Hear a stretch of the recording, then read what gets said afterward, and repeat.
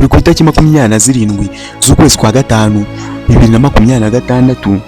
Umukuru w'igihugu Perezida Paul Kagame ndetse n'abayobozi bo mu nzego zitandukanye cyane by'umwihariko iz'umutekano bazindutse berekeza Gishari.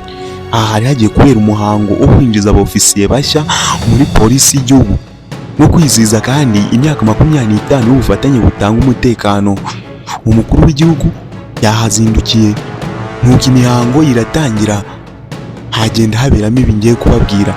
Nongeye ni Fiston Uwimana, ni Imbumbe Knowledge, aho umenye buhindura ubuzima. Wawe ikaze.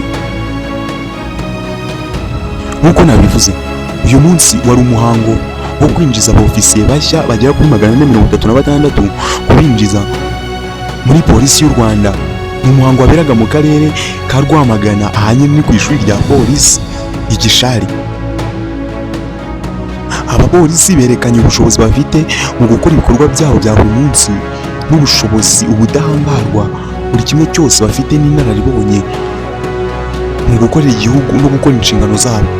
Bakoze akarasisi gatangaje cyane kandi karyoheye amaso, ari ku mapikipiki ndetse n'akandi dusanzwe tumenyereye mu buryo bw'umubiri usanzwe.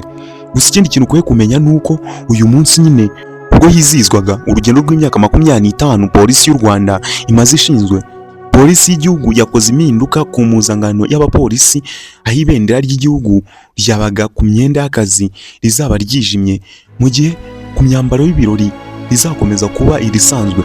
Ni impinduka zatangiye nyine kuri uyu wa 27 Gicurasi uyu mwaka 2026.